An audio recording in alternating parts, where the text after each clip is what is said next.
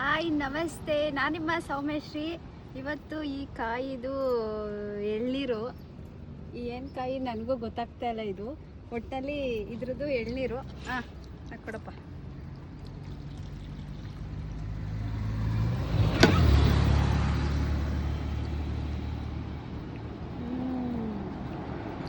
ತುಂಬ ಚೆನ್ನಾಗಿದೆ.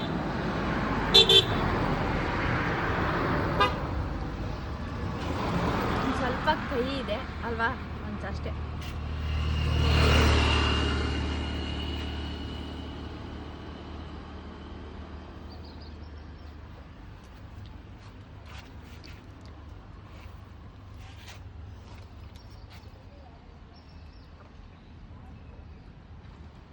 ತಾಟಿಲ್ ಹಣ್ಣು ನೀರು ಅಂತ ಕೊಟ್ಟರು. ತುಂಬಾ ಟೇಸ್ಟಾಗಿತ್ತು, ತುಂಬಾ ಚೆನ್ನಾಗಿತ್ತು. ಸ್ವಲ್ಪ ಎಲ್ಲ ಒಂಚೂರು ಕೈ ಇತ್ತು.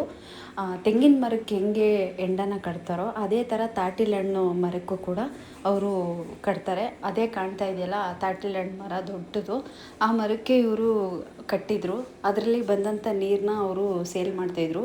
ಇದನ್ನು ಕುಡಿಯೋದ್ರಿಂದ ತುಂಬಾ ತಂಪು ಬಾಡಿಗೆ. ಬೇಸಿಗೆ ಟೈಮಲ್ಲಂತೂ ಸಿಕ್ಕಾಬಟ್ಟೆ ಸೇಲ್ ಆಗುತ್ತೆ ಇದು. ಅದರಲ್ಲಿ ಬರುವಂಥ ಕಾಯಿನೂ ಕೂಡ ತುಂಬ ಚೆನ್ನಾಗಿರುತ್ತೆ.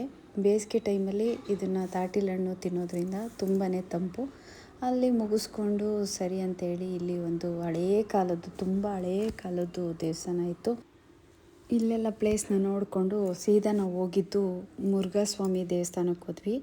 ಅಲ್ಲಂತೂ ಸಿಕ್ಕಾಬಟ್ಟೆ ರಶ್ ಇತ್ತು. ಸಿಕ್ಕಾಬಟ್ಟೆ ರಶ್ ಇದ್ರೂ ಕೂಡ ತುಂಬ ಚೆನ್ನಾಗಿ ದರ್ಶನವೂ ಕೂಡ ಆಯಿತು. ಗರ್ಭಗುಡಿ ಒಳಗಡೆ ಮುರುಘಾದೇವ್ರನ್ನ ನೋಡಿದ ತಕ್ಷಣ ಖುಷಿಯಾಯಿತು. ಯಾಕಪ್ಪ ಅಂದರೆ ನಾವು ಅಲ್ಲಿ ಯಾವುದೇ ರೀತಿ ಕರೆಂಟ್ ಇಲ್ಲ, ದೀಪದ ಬೆಳಗಲ್ಲಿ ದೇವ್ರನ್ನ ನಾವು ನೋಡೋದು. ಆ ಬೆಳಕಲ್ಲಿ ನೋಡಿದಾಗ ಎಲ್ಲೋ ಒಂದು ಕಡೆ ಮೈ ರೋಮಾಂಚನ ಆಯಿತು. ಆ ಪಾಸಿಟಿವ್ ಅನ್ನೋದು ಹೆಂಗೆ ಕನೆಕ್ಟ್ ಆಗುತ್ತೆ ಅಂದರೆ, ದೇವರು ಸಿಕ್ಕಾಬಟ್ಟೆ ಸ್ಮೈಲಲ್ಲಿ ಮಾಡ್ತಾಯಿದ್ರು. ಆ ಸ್ಮೈಲಲ್ಲಿ ನೋಡಿದಾಗ ನಮಗೆ ಎಲ್ಲೋ ಒಂದು ಕಡೆ ಪಾಸಿಟಿವ್ ಅನ್ನೋದು ಕನೆಕ್ಟ್ ಆಯಿತು. ತುಂಬಾ ಚೆನ್ನಾಗಿತ್ತು. ನಾನು ಆಲ್ಮೋಸ್ಟು ಈ ನೆಂಟರು, ಸಂಬಂಧಿಕರು, ಫ್ರೆಂಡ್ಸು ಯಾರ ಮನೆಗೂ ಕೂಡ ನಾನು ಹೋಗಲ್ಲ. ದೇವಸ್ಥಾನ ಅಂದರೆ ಸಾಕು, ಹೋಗ್ತೀನಿ, ದೇವ್ರ ದರ್ಶನಗಳನ್ನ ಮಾಡ್ತೀನಿ. ದೇವಸ್ಥಾನ ಅಂದರೆ ತುಂಬಾ ಇಷ್ಟ. ಹಾಗಾಗಿ ನಾನು ದೇವಸ್ಥಾನಗಳಿಗೆ ತುಂಬ ಹೋಗ್ತೀನಿ. ಅದು ತಮಿಳ್ನಾಡಲ್ಲಂತೂ ತುಂಬ ಒಳ್ಳೊಳ್ಳೆ ದೇವಸ್ಥಾನಗಳಿದೆ, ಪವರ್ಫುಲ್ ದೇವಸ್ಥಾನಗಳಿದೆ. ಹೋಗ್ತೀನಿ, ದೇವ್ರ ದರ್ಶನಗಳನ್ನ ಮಾಡ್ತೀನಿ. ನೆಮ್ಮದಿಯಾಗಿ 1-2 ದಿನ ಅಲ್ಲ, 3 ದಿನ ಆದ್ರೂ ನೆಮ್ಮದಿಯಾಗಿ ಇದ್ದು ಬರ್ತೀನಿ. ಏನೋ ಒಂದು ಸಮಾಧಾನ. ಅಲ್ಲಿ ಸ್ವೀಟ್ ಪೊಂಗಲ್ ಕೊಟ್ಟು ತುಂಬಾ ಚೆನ್ನಾಗಿತ್ತು. ಅಲ್ಲಿಂದ ಪ್ರಸಾದನ ತಿಂದ್ಕೊಂಡು ಸೀದಾ ಅಲ್ಲೇ ಪಕ್ಕದಲ್ಲಿದ್ದಂಥ ಬೀಚ್ಗೆ ಬಂದೆ. ಬೀಚಿಗೆ ಬಂದು ಅಲ್ಲಿ ಒಂದು ಸ್ವಲ್ಪ ಹೊತ್ತು ನಿಂತು ಬಂದೆ. ಯಾಕೆಂದರೆ ಬೀಚು ಒಳಗಡೆ ಎಲ್ಲ ಜಾಸ್ತಿ ದೂರ ಹೋಗೋಕ್ಕೆ ಅಷ್ಟೊಂದು ಬಿಡ್ತಾ ಇರಲಿಲ್ಲ ಅಲ್ಲಿ. ಇವಾಗ ಯಾರೂ ಹೋಗಬೇಡಿ ಅಂತ ಇದ್ದರು. ಪರವಾಗಿಲ್ಲ ಅಂಥೇಳಿ ನಾನು ಸ್ವಲ್ಪ ದೂರದಲ್ಲೇ ನಿಂತ್ಕೊಂಡು ಬಂದೆ. ನನಗೆ ನೀರಂದರೆ ಫಸ್ಟೇ ಭಯ. ಹಾಗಾಗಿ ನೀರಿನ ವಿಷಯದಲ್ಲಿ ನಾನು ಹತ್ರಕ್ಕೆ ಹೋಗೋದೇ ಇಲ್ಲ, ಆದಷ್ಟು ದೂರನೇ ಇರ್ತೀನಿ.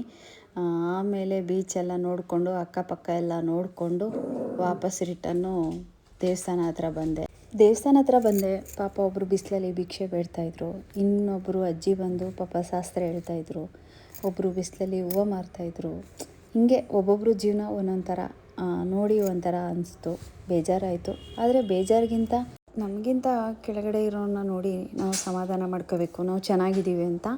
ಹಾಗೆ ಹೋಗ್ಬೇಕಾದ್ರೆ ರೋಡಲ್ಲಿ ಇವರೆಲ್ಲ ಎಲ್ಲಪ್ಪ ಹೋಗ್ತಿದ್ದಾರೆ ಅಂತ ಅಂದ್ಕೊಂಡೆ. ಆವಾಗ ಗೊತ್ತಾಯಿತು ಇವರೆಲ್ಲ ಮುರುಘನ್ ದೇವಸ್ಥಾನಕ್ಕೆ ಹೋಗ್ತಿದ್ದಾರೆ ಅಂತ.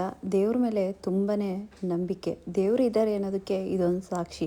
ಇವರೆಲ್ಲರೂ ಕೂಡ ಪಾದಯಾತ್ರೆ ಮಾಡ್ತಾಯಿದ್ರು. ಇದರಲ್ಲಿ ದೊಡ್ಡವರು, ಚಿಕ್ಕವರು, ಮಕ್ಕಳು, ಅಂಗವಿಕಲರು ಎಲ್ಲರೂ ಕೂಡ ಇಲ್ಲಿ ಪಾದಯಾತ್ರೆನ ಮಾಡ್ಕೊಂಡು ಹೋಗ್ತಾಯಿದ್ರು. ಮತ್ತು ಇನ್ನೊಂದು ಏನಪ್ಪ ಅಂತ ಅಂದರೆ, ಸುಬ್ರಹ್ಮಣ್ಯ ಸ್ವಾಮಿ ಕೈಯಲ್ಲಿ ಇರುತ್ತಲ್ಲ ವೇಲು, ಆ ವೇಲನ್ನ ಹಿಡ್ಕೊಂಡು ಕೆಲವರು ಹೋಗ್ತಾಯಿದ್ರು. ಇನ್ನು ಕೆಲವರು ಬಾಯಿಗೆ, ನಾವು ಹಳ್ಳಿ ಕಡೆ ಹೇಗೆ ನಾವು ಆ ಬಾಯಿ ಬೀಗನ ಹಾಕಿಸ್ಕೋತೀವಿ, ಇಲ್ಲೂ ಕೂಡ ಅದೇ ಥರ ಅವರು ಬಾಯಿಗೆ ಚುಚ್ಚಿಸ್ಕೊಂಡು ಹೋಗ್ತಾಯಿದ್ರು. ಅದು ಎಷ್ಟು ದೊಡ್ಡದು ಅಂದರೆ, ಅದನ್ನು ನೋಡಿದಾಗ ಎಷ್ಟು ದೇವ್ರ ಮೇಲೆ ನಂಬಿಕೆ. ದೇವರು ಇದ್ದಾರೆ, ದೇವರಿಲ್ಲದೆ ಏನೂ ಇಲ್ಲ. ನಂಬಿಕೆ ಬೇಕಷ್ಟೇ, ನಂಬಿಕೆನ ಇಡಬೇಕು. ಹಾಗೆ ಅವರು ನಂಬಿಕೆನ ಇಟ್ಟು ಅಷ್ಟು ದೊಡ್ಡದು ಸುಬ್ರಹ್ಮಣ್ಯ ಸ್ವಾಮಿ ಕೈಯಲ್ಲಿರುವಂಥ ವೇಲನ್ನ ಅವರು ಬಾಯಿಗೆ ಚುಚ್ಚಿಸ್ಕೊಂಡು ಹೋಗ್ತಾಯಿದ್ರು. ಆವಾಗೆಲ್ಲ ಒಂದು ಕಡೆ ಅಂದ್ಕೊಂಡೆ, ಏನಪ್ಪ ಇವ್ರಿಗೆ ಇಷ್ಟೊಂದು ನಂಬಿಕೆ.